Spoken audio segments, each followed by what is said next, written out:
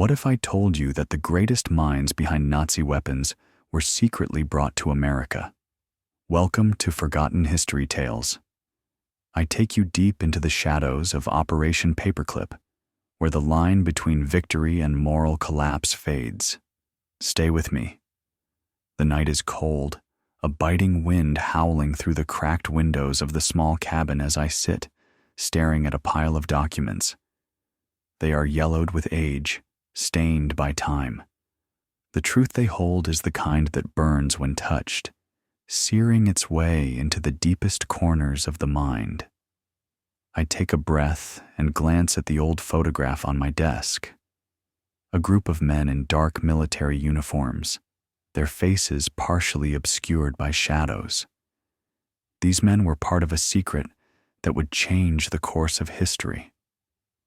I take you back to 1945, to the aftermath of the most devastating war the world had ever seen.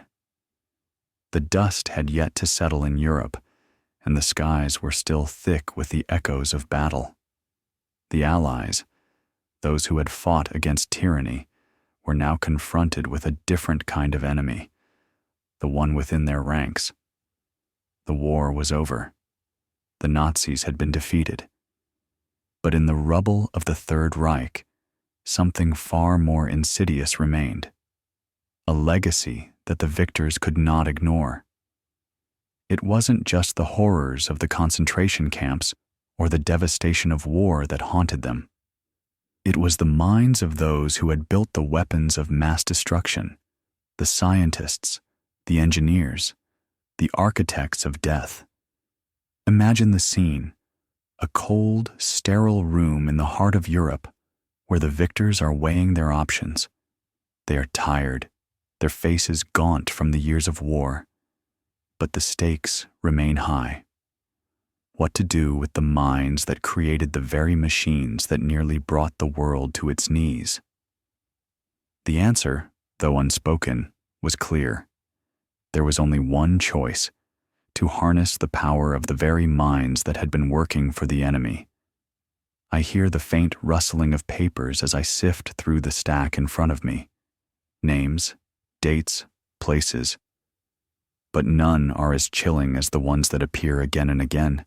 German scientists, rocket engineers, chemists, physicists, the best and brightest who had once been part of the Nazi regime. I can almost hear the whispers in the room, a tension so thick you could cut it with a knife. Who would take the risk? Who would stand up and say no? And yet, there they were, the Allies, those who had once stood as the moral compass of the world, ready to make the ultimate bargain. I feel a shiver down my spine as I look at the names again. Werner von Braun, for one, a name that would go on to be immortalized in the annals of space exploration. But before his fame in the stars, he was the man behind the terrifying V-2 rockets that rained down death upon London. He was not the only one. Thousands of others, from chemists who worked on poison gas to engineers who perfected weapons of mass destruction, were suddenly deemed useful by the Allies. They weren't criminals anymore. They were assets. I take you into the heart of that decision, the one made behind closed doors, far from the public eye. The Allies, in their desperation to stay ahead in the Cold War that loomed on the horizon, decided that the threat of Soviet power was greater than the stain of Nazi ideology. They needed these men, these scientists, and they were willing to turn a blind eye to their past. It was the beginning of Operation Paperclip. The operation was secret, its scope vast, stretching across continents and decades.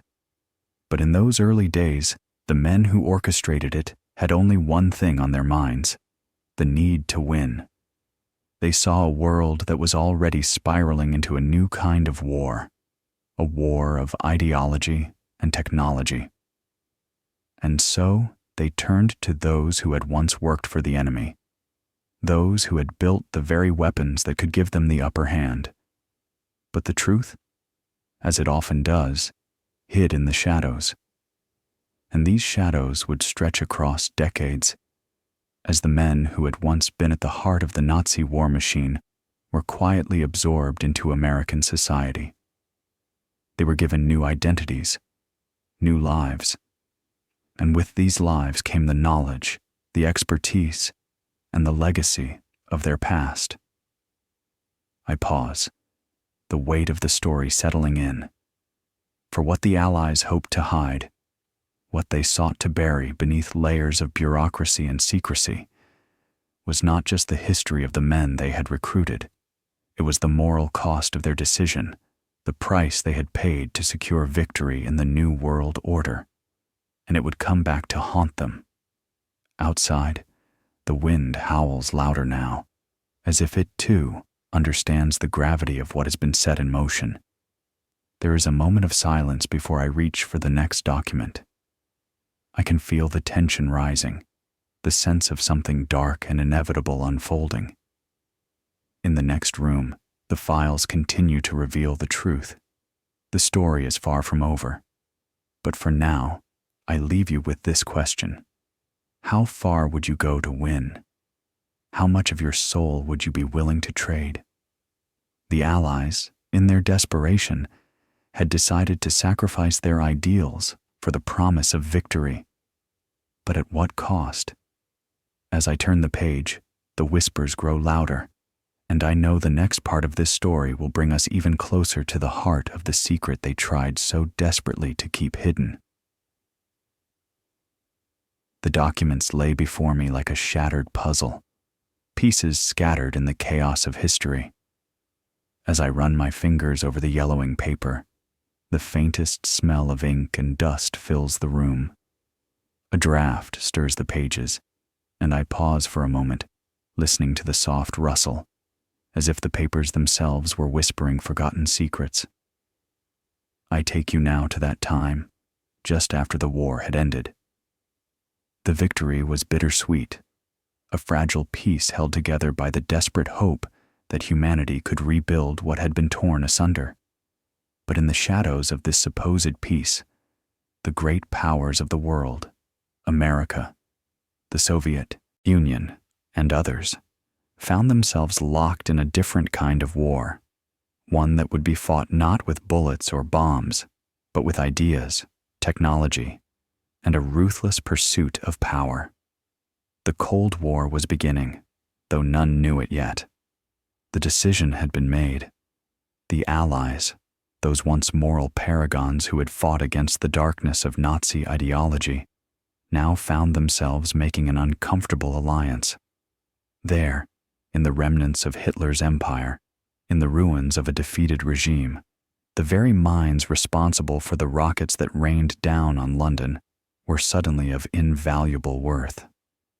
The war might have been over, but the race to dominate the future had only just begun. Werner von Braun was the centerpiece of this operation. His name would become synonymous with American space exploration, but in these early days, he was merely one among many, a prize to be claimed. He had been the head of the V-2 rocket program, one of the most horrifying weapons ever conceived. The rockets, capable of reaching targets hundreds of miles away, had been designed to deliver death from the skies. Now, in the cold aftermath of the war, the same technology he had perfected was to be used not to destroy, but to propel mankind into the stars. And yet, as I delve deeper into the documents, I see the complex and haunting reality of it all. Von Braun's work was not just about space exploration, it was a dark inheritance. His rockets had been built with forced labor from concentration camps, the screams of the innocent buried in the metal and fire of each launch. This was the price of his genius. This was the cost that would remain hidden beneath the veneer of scientific progress. But the truth was more tangled than that. For in the shadows of Operation Paperclip, there were others, many others, whose stories would never be told. The names you won't find in the textbooks or the documentaries. I can feel it now. a chill creeping up my spine as I read the next page. The reports detailing how the American government had carefully crafted new identities for these men. It wasn't just about bringing them to the U.S. It was about erasing their pasts. There were no questions asked, no moral inquiries, just a quiet agreement that the world's new order demanded that these men be repurposed, their crimes forgiven in exchange for knowledge. I stepped deeper into the darkness, pulling back layer after layer of secrecy. There were scientists who had once worked on chemical warfare, engineers who had designed the very gas chambers that had taken countless lives, and doctors who had overseen the horrific experiments on prisoners. These were the men the Allies had decided to protect.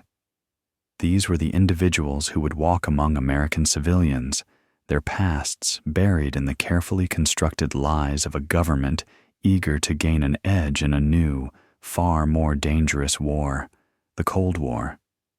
But not everyone was so eager to forget. In the corridors of power, there were whispers, doubts, questions. The moral cost of Operation Paperclip was not easily silenced. There were those within the government who recoiled at the idea of sheltering men who had been so deeply involved in Nazi atrocities. But the wheels of history, once set in motion, could not be stopped. The papers I hold in my hands reveal the tension of those times, the moral struggle of men who had fought to defeat tyranny, but now found themselves complicit in a new kind of evil, one hidden beneath the banner of progress. And then there was the truth about the Soviets. They too were in search of the same knowledge, the same expertise. They too were desperate to harness the power of the German scientists. But the United States had been quicker, and the race to secure these mines had already begun. It wasn't just about space exploration. It was about nuclear weapons, biological warfare, and the next generation of technology that would decide the fate of the world. It was a race to shape the future, to control the knowledge that would dictate the course of history for generations to come.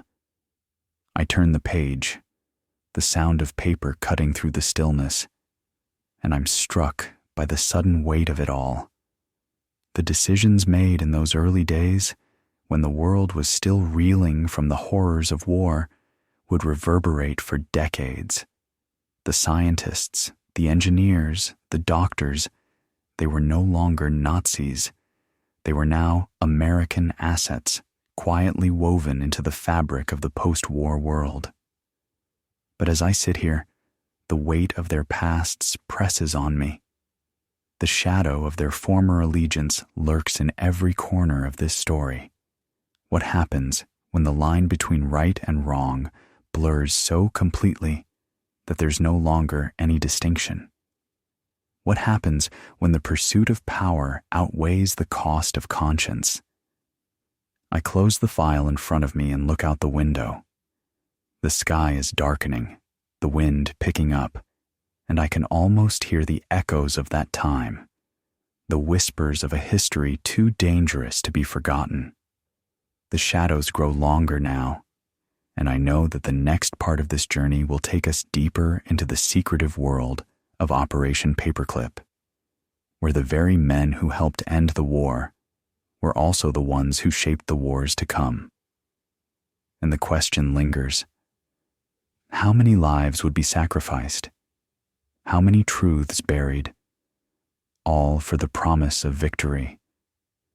But that, dear reader, is a question we will only begin to answer in the next chapter. The room feels colder now, as if the weight of the history I'm uncovering has seeped into the very walls. I can hear the faint hum of the air conditioning in the background, a modern convenience that feels so out of place as I sift through the pages before me. The world outside is busy, indifferent, but here, in the silence, I am transported back to a time when the world was forever altered by the decisions made behind closed doors, the secrets, the lies, the choices that would echo for decades. This is where it all begins to unfold, the true depth of Operation Paperclip. The names are no longer just names to me. They are ghosts, haunting the corners of history. As I read, I see them clearly. Scientists like Hubertus Strughold, a man who would later become known as the father of space medicine, yet whose early work in Nazi Germany was deeply entwined with the medical experimentation on concentration camp prisoners.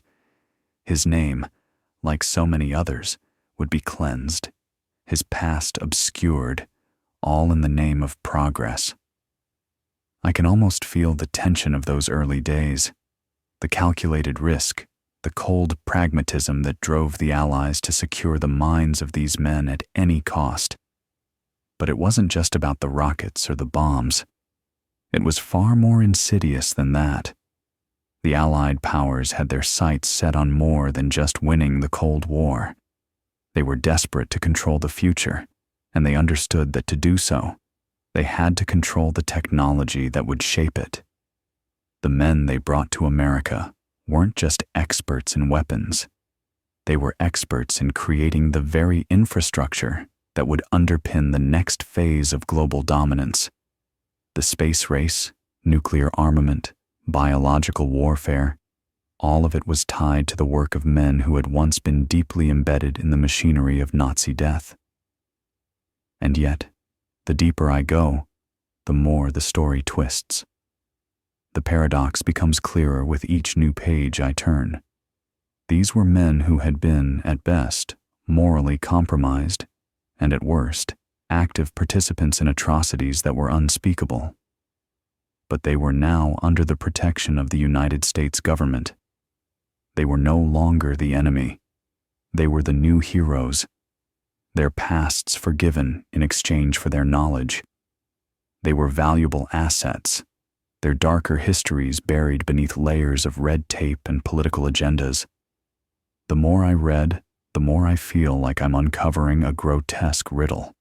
Each document tells the story of how these scientists were not only brought to the United States, but were also carefully integrated into the fabric of the American military-industrial complex. They were given prestigious positions, high salaries, and access to resources that most could only dream of. Von Braun, Strughold, and countless others would go on to shape the future in ways that few could have imagined.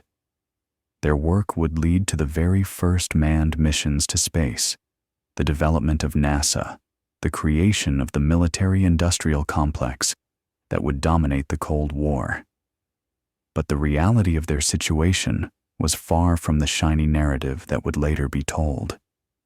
These men, who had been responsible for creating the tools of death for the Nazis, now worked for the very nation that had fought against the evil they once represented. And yet, America, in its own way, had to reconcile its complicity in the operation. They had to find a way to make sense of the fact that they were not just harboring criminals, but employing them to shape the future of humanity. I lean back, absorbing the weight of it all. The documents are heavy in my hands, and the truth is heavier still. The lines between right and wrong seem to blur with every passing page. How much of their past could be ignored? How much could be swept under the rug in the name of national security? The moral cost was high, and yet it was never fully acknowledged. History would remember these men as heroes of science, pioneers of space exploration, yet the stains of their past would be left to fade into the background. The more I think about it, the more I realize that this isn't just about the men themselves. It's about the system that allowed them to be swept up in the rush for power. The American government, eager to gain an advantage over the Soviets, was willing to make a deal with the devil. And the deal was simple: protect the scientists, erase their pasts, and let them help the United States win the future. But with that decision came a cost, one that would not be felt immediately, but would reverberate through the decades. The very foundations of the Cold War, the race to dominate space and technology, were built on the backs of men whose pasts were stained with blood. And as I sit here, piecing together the facts, I am struck by the realization that this is the cost of victory. Victory at any cost.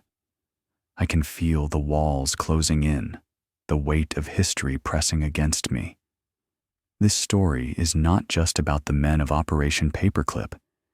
It is about the decisions made by those in power, the choices that shaped the world we live in today. It is a story of power, of complicity, and of the lengths to which nations will go to ensure their place at the top. And yet, as I close the folder, I can't shake the feeling that there is more to uncover. The shadows of Operation Paperclip stretch far beyond the pages I've read. The true legacy of these men, of their work, their moral failings, and the power they wielded, has yet to be fully understood. But as I look out the window, I know one thing for certain. The next chapter of this story will take us deeper still. The past may be buried, but it is never forgotten. And in the next chapter, I will reveal the ultimate price of those decisions. For now, I leave you with this. What happens when the pursuit of power clouds the judgment of those who are supposed to protect us? The answer lies hidden in the next part of this story. The room feels even colder now. The shadows stretch longer across the walls, and the weight of the past seems to press against me, as if trying to make itself known in ways that are too powerful, too terrible to ignore. As I sit here, surrounded by these papers, I can feel the presence of the men whose lives were forever intertwined with the success of Operation Paperclip. I can hear their voices, if I listen closely enough, whispers from another time, a time when the world was not yet ready to face the consequences of its own decisions. I take you now deeper into the dark heart of this story. The secrets of Operation Paperclip were not just limited to the scientists and engineers brought to America. No, there was something even darker at play, something that the American government was even more desperate to hide. When the United States took in these former Nazi scientists, they didn't just bring them to work for the military or NASA. They integrated them into the very infrastructure of American society. But the real power of these men was not just in their technical expertise. It was in the minds they carried with them, the minds that had been forged in the fires of the Third Reich. And in those minds, they carried something far more dangerous than any weapon or rocket: ideology. I feel a cold shiver as I read the next document. The research these men were engaged in was far beyond the realm of what most would consider ordinary science.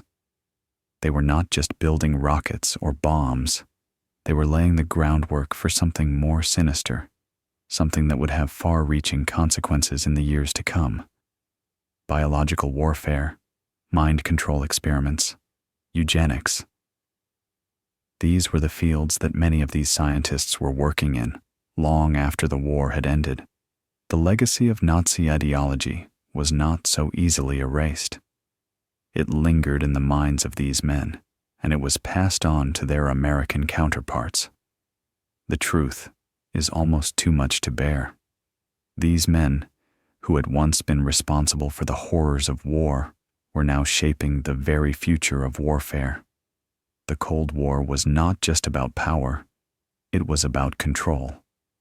And these scientists, these former Nazis, were helping the United States find ways to manipulate and control not just technology, but people.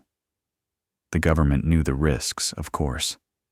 They knew that the men they were bringing in had been involved in some of the most monstrous acts of the war. But the United States was willing to overlook those crimes because the stakes were too high.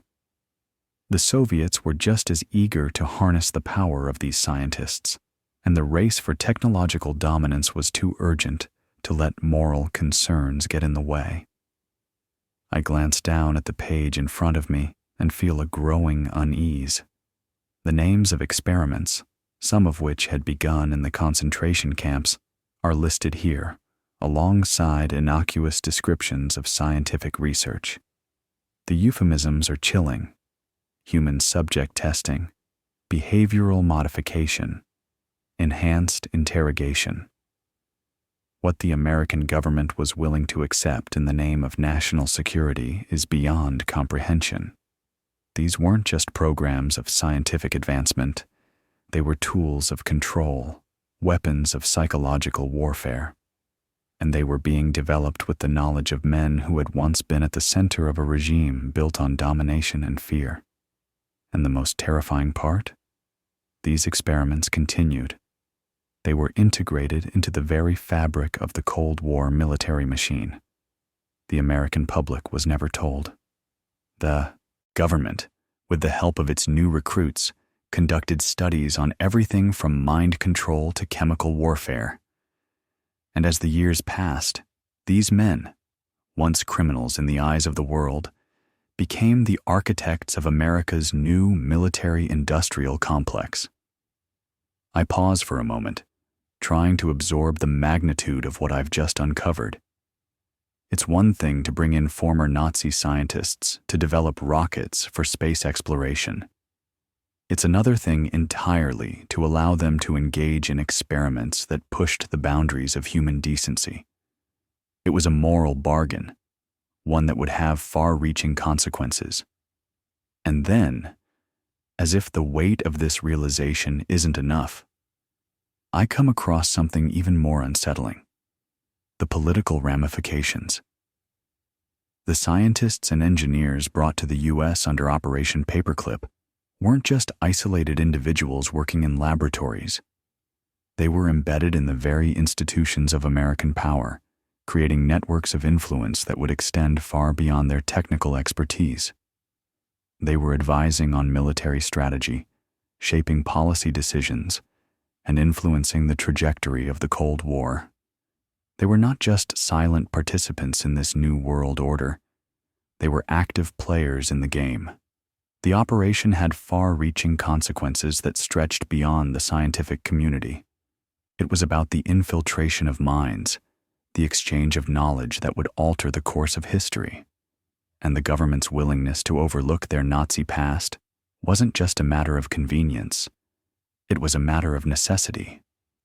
The United States was in a race, not just with the Soviet Union, but with its own ideals.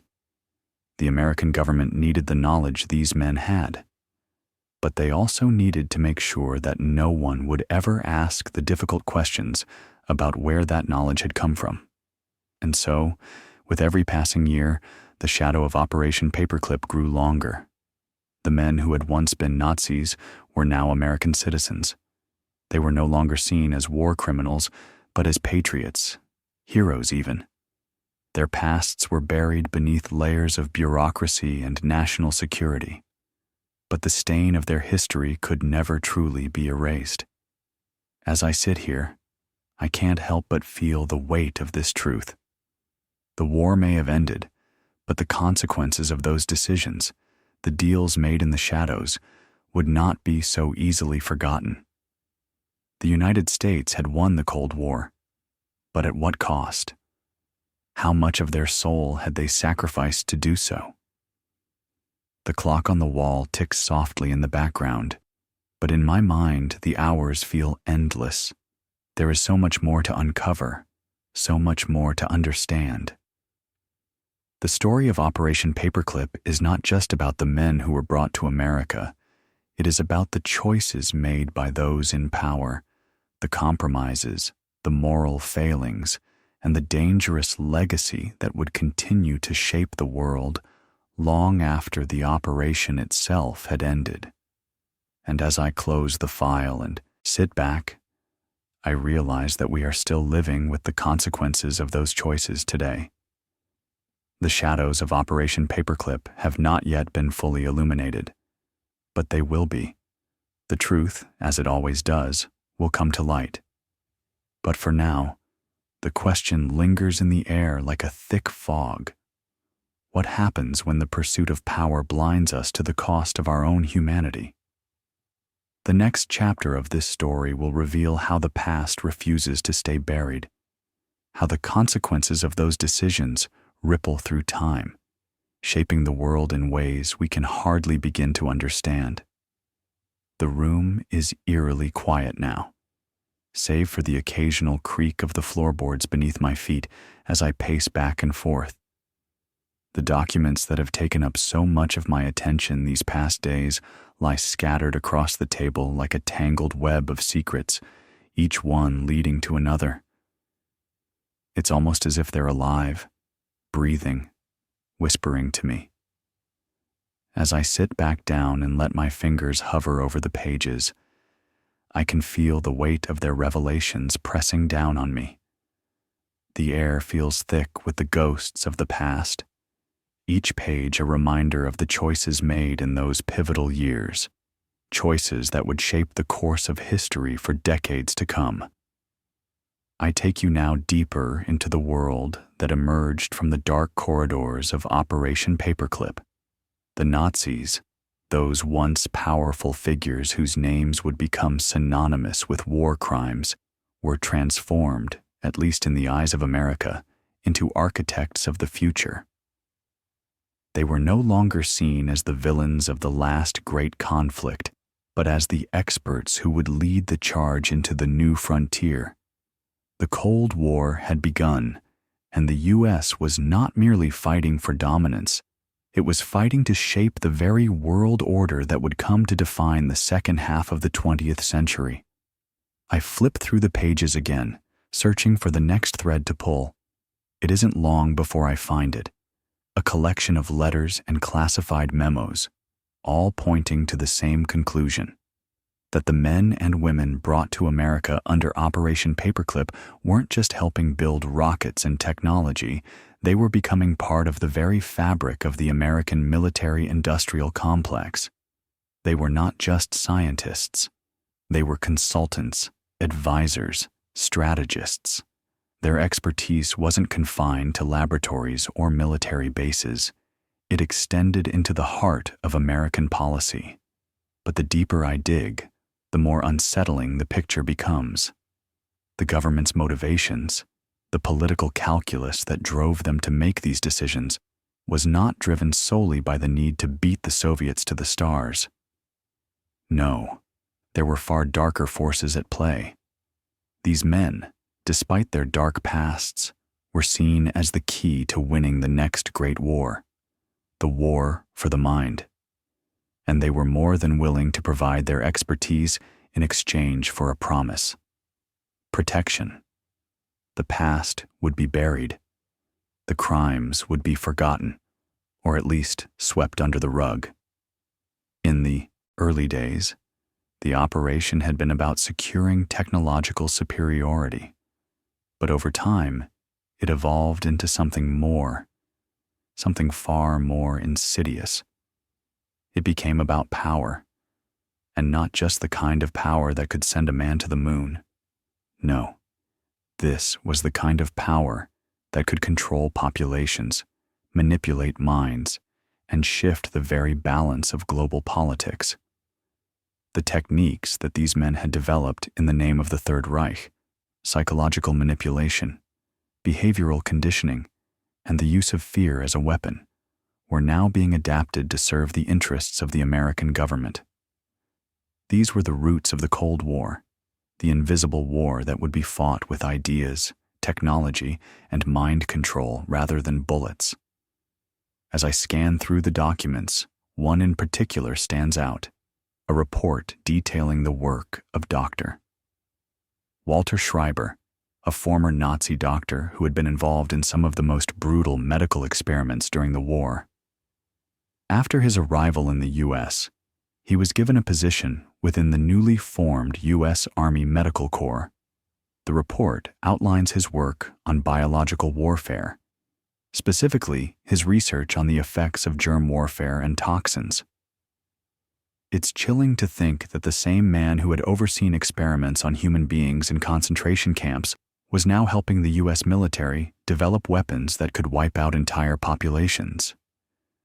But Schreiber was not alone. As I read further, I come across the names of countless others who had once been part of the Nazi war machine, each one quietly brought into the fold of American power. Some were even placed in positions of great influence, advising on the development of nuclear weapons and the exploration of space, and each of them carried with them the legacy of their past, a legacy that would be buried under layers of secrecy and political convenience. And yet, as I continue through the pages, something else begins to surface, something that adds even more complexity to this already murky picture. These men were not just shaping the future of technology and warfare. They were shaping American society itself. Their ideas, their methods, their very ways of thinking began to filter into the American military-industrial complex, influencing everything from national security policy to the way the government approached intelligence, espionage, and covert operations. It was not just about weapons or rockets. It was about control over the people, control over information, control over the future. I pause for a moment, letting the gravity of it all settle in.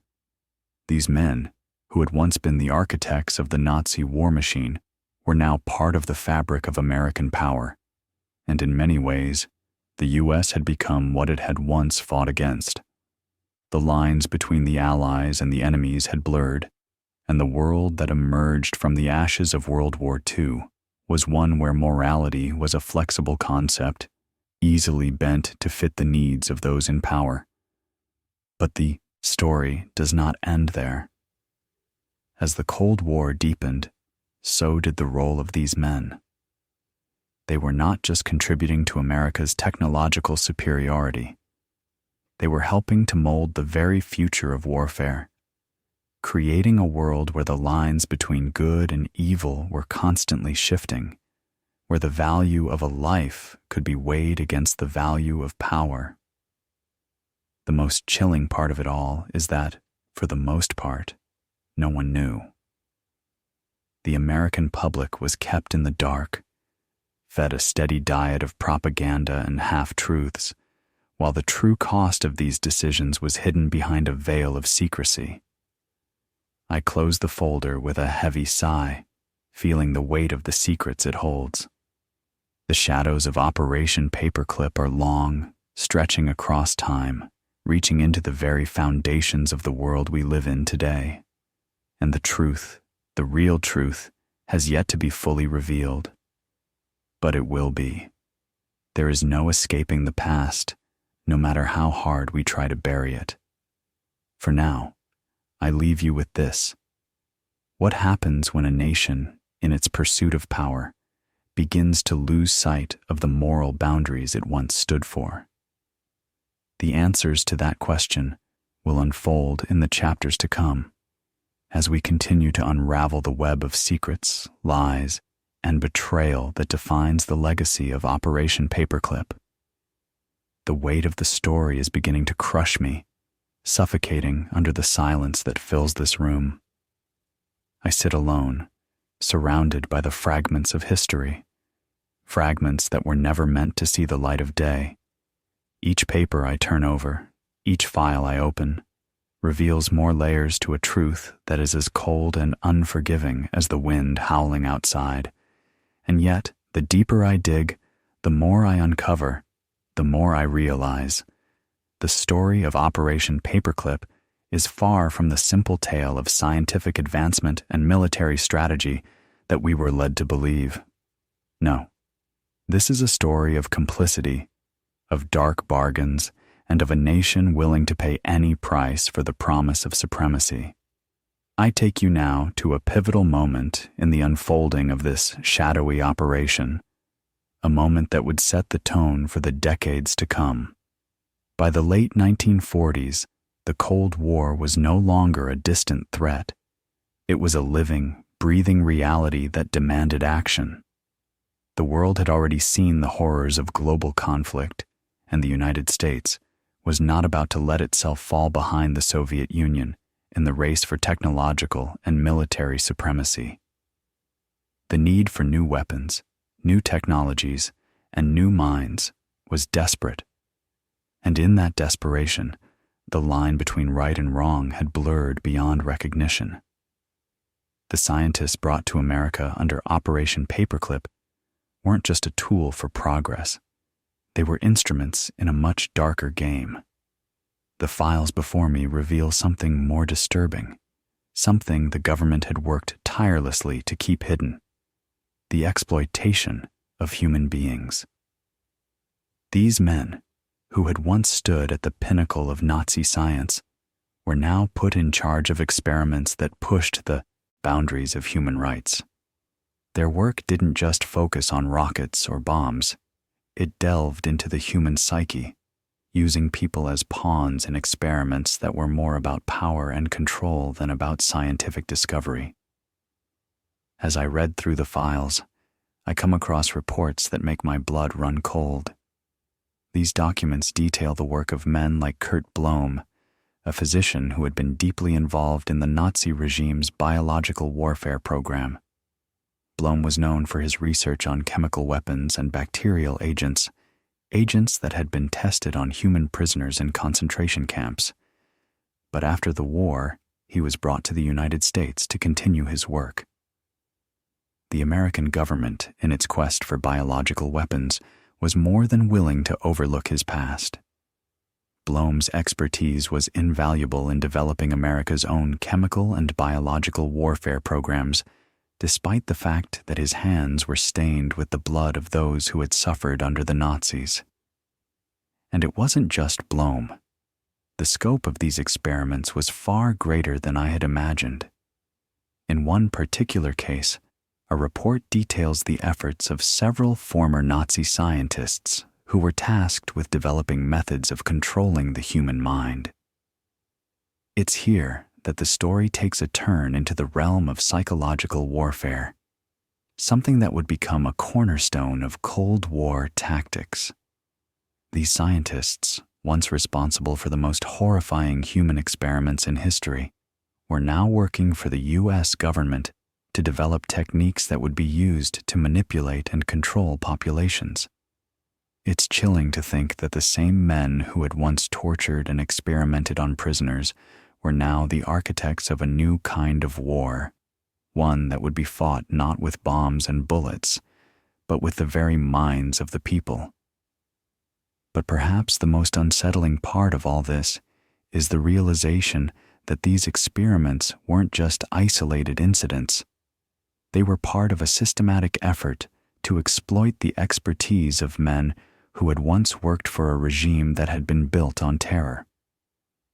The U.S. government, in its desire to secure its place at the top of the global order, had allowed itself to become complicit in the same kinds of atrocities it had once fought to destroy. The moral cost was staggering, but it was a cost that the country was willing to pay. The race to win the Cold War, to stay ahead of the Soviet Union, demanded sacrifices that were buried under layers of secrecy and political necessity. I pause for a moment, the weight of what I've uncovered sinking in. The very foundation of America's post-war dominance, the technologies, the policies, the systems of control that would define the Cold War era, were built on a foundation of exploitation and moral compromise.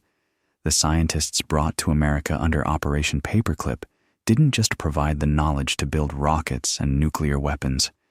They provided the knowledge to manipulate human minds, to control populations, to shape the very future of warfare. They were the architects of a new world order, one in which the lines between good and evil were constantly shifting, and the price of victory was measured in blood. As I look out the window, the last light of day begins to fade, and I feel the full weight of this truth. The world that emerged from the ashes of World War II was a world where power and control were the ultimate currencies. The moral ideals that had guided the Allies through the war were thrown aside in the pursuit of global supremacy. And in that pursuit, the United States had become something it had once fought against: an empire built on secrecy, manipulation, and the willingness to sacrifice its own values for the sake of victory. But this is not the end. As I close the folder in front of me, I know that the next part of this journey will take us even further into the shadows. There are still more questions to answer, more truths to uncover. The story of Operation Paperclip is not just about the scientists or the technologies they developed. It is about the men who made the decision to turn a blind eye to the past, to ignore the cost of their actions, and to embrace a future that was built on the very things they had once fought to destroy. For now, I leave you with this thought. What happens when a nation's desperation for power blinds it to the true cost of its actions? When the search for dominance leads to a compromise of the very values that were once the foundation of that nation's greatness?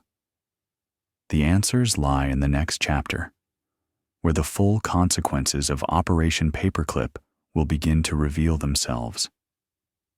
The room feels heavy now, as though the weight of all I've uncovered has settled into the very air around me. It's difficult to describe the feeling, like standing in the shadow of something far larger than yourself, something that refuses to let you go. As I sit here, surrounded by the remnants of a past that refuses to die, I know that this story is far from finished. Every document I uncover, every revelation I make, deepens the darkness surrounding Operation Paperclip. And yet, I feel compelled to push forward, to seek the truth that has been buried for so long. I take you now into the aftermath of Operation Paperclip. The scientists, once Nazi masterminds, had been brought to the United States, given new lives, new identities, and most importantly, new power. But as they integrated into the fabric of American society, something far darker began to unfold. The very foundation of the post-war order, the ideology that America had championed, began to shift under the weight of the moral compromises made during the operation. By the early 1950s, the world was caught in the grip of the Cold War, an ideological battle between the United States and the Soviet Union. This new conflict was fought not just with weapons, but with ideas, with espionage, and with the manipulation of minds. And, in that new world, the scientists who had once been part of the Nazi war machine became pivotal players in shaping America's future. Their work was no longer limited to rockets or space exploration. It extended to the very heart of American military and intelligence strategies. The U.S. government had made a deal with these men, and they had no intention of letting it go. They were too valuable, too critical to the success of the Cold War. But as the years passed, the cost of this deal became more apparent.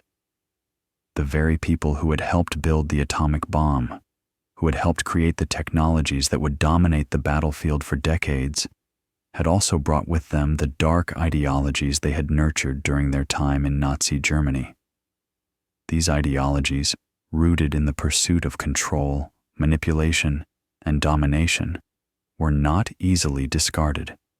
They were woven into the very fabric of American military doctrine. I read through a set of declassified memos, each one detailing the work of men like Kurt Blohm and Walter Schreiber, who had once conducted heinous experiments on human beings, and now were advising on biological warfare and psychological operations. The documents make it clear: the United States was not just using these men for their technical expertise. They were using them to expand the very boundaries of human manipulation. Mind control, behavioral conditioning, and even the use of torture were now standard practices in the CIA's arsenal. informed by the very methods once employed by the Nazis. The most chilling part of all this is the realization that the U.S. government, in its desperation to defeat the Soviets, had not only turned a blind eye to the dark pasts of these men, but had also integrated their methods into the very strategies of the Cold War. The line between the ideologies of Nazi Germany and the United States had blurred. The moral high ground that America had once claimed in the aftermath of World War II was beginning to erode, replaced by a cold, calculated desire for control and dominance. And yet, the story does not end there. These men, these former Nazis, were not just involved in military strategy. They were also instrumental in shaping the broader culture of the Cold War. They helped define the ways in which the American public viewed the enemy, the way in which they viewed the world. They played a central role in creating the propaganda machine that would feed the fear of communism, using the very psychological tactics they had once used to control the minds of Nazi soldiers and civilians. The techniques they had developed under the Nazis were now being used to control an entire generation of Americans who were taught to fear the Soviets and to trust in the government's ability to protect them. I sit back, feeling the weight of these revelations settle deep within me. The cost of Operation Paperclip, the moral compromise it represented, is beginning to crystallize. What the United States had gained in technological supremacy and military power, it had lost in its soul. The scientists who had once been the architects of Nazi destruction had now become the architects of a new kind of warfare, one that would not be fought with tanks or bombs, but with the manipulation of minds and the control of information. The more I delve into this story, the more I realize how far-reaching the consequences of Operation Paperclip were. These men were not just shaping the future of warfare, they were shaping the future of humanity itself. The ideologies they had once fought to advance had not been erased by the end of World War II. They had simply been repurposed, put to use by the United States in its quest for global dominance. The legacy of the Nazis, the very thing that America had once fought to destroy, was now embedded within the machinery of the Cold War. As I close the folder, I feel a chill run through me. The shadows of Operation Paperclip stretch further than I ever imagined, and the cost of the decisions made in those early years has yet to be fully understood. The Cold War, the very war that defined the second half of the 20th century, was not just a battle of ideologies. It was a battle fought with the very minds of the people. And the legacy of that battle continues to shape our world today. But even as the truth begins to emerge, I know that there are still more pieces to this puzzle, more secrets buried beneath layers of history. The story of Operation Paperclip is far from over, and the consequences of the decisions made during those dark years will continue to reverberate for generations to come. For now, I leave you with this thought. What happens when the pursuit of power leads a nation to compromise its own ideals, to embrace the very methods it once fought against? The answers are buried deep within the shadows, waiting to be uncovered. And as we move forward, the next chapter will reveal the final chilling consequences of the decisions made during Operation Paperclip. The truth, it seems, is never as simple as we would like to believe. The room has grown unbearably still. The wind outside has died down, leaving only a suffocating silence that seems to echo in the corners of my mind. I sit at the desk, the documents before me now seeming almost like a final testament to a secret history, too dangerous to be fully acknowledged. Each page feels like a weight on my chest, a reminder of the moral compromises made in the pursuit of global dominance. a reminder of the price the world paid to secure victory in the Cold War. I take you now to the final revelation in the story of Operation Paperclip. The shadows that have followed us through these pages, the ghosts of a past long buried, have not yet been fully brought to light. What remains hidden, what has been kept from the public eye for so long, is the true cost of the operation. It is not just the scientists, the weapons, or the technologies that were brought to America. It is the legacy of a decision that would ripple through history, altering the very course of the Cold War and ultimately the world we live in today.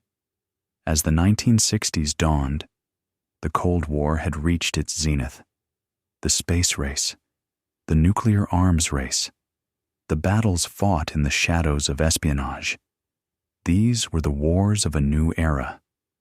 The U.S. had its sights set on victory, not just on the battlefield, but in the hearts and minds of the world. And yet, the very men who had helped shape this new world order, the former Nazis brought to America under Operation Paperclip, remained largely unseen, their influence pervasive but hidden. They had been absorbed into the American military-industrial complex, their work shaping the future of space exploration, warfare, and intelligence. But they had also left something more dangerous behind, the indelible mark of their past.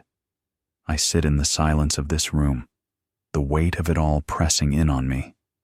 The files I've uncovered, the documents detailing the deep, intricate involvement of Nazi scientists in shaping the future of the United States, all lead to one inescapable conclusion.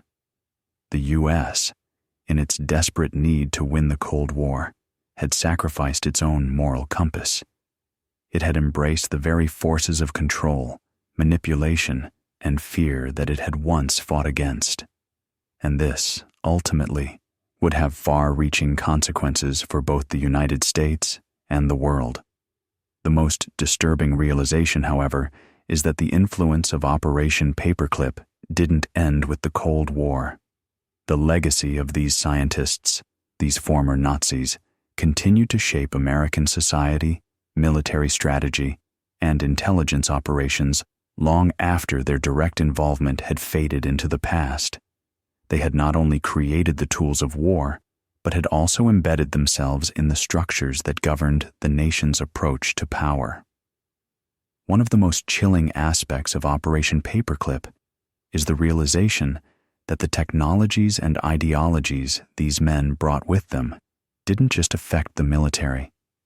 They infiltrated the very core of American intelligence, giving rise to some of the most covert and morally questionable operations in history. The CIA, NSA, and other agencies used the expertise of these men to develop techniques of psychological warfare, mind control, and covert operations that would define the darker side of the Cold War. The truth that has been hidden for so long is this: the very methods used by the Nazis to control populations, to manipulate minds, were now being repurposed by the United States. The CIA's MK-Ultra program, a secret operation designed to explore the potential of mind control and psychological manipulation, is one of the most notorious examples of this legacy. The program, which began in the early 1950s, was directly influenced by the knowledge brought to the U.S. by Operation Paperclip scientists. The experiments, often involving unwitting American citizens, were an attempt to create the ultimate weapon, a mind that could be controlled, manipulated, and turned into a puppet of the state. The connection to the Nazi experiments, particularly those focused on behavioral conditioning, is undeniable.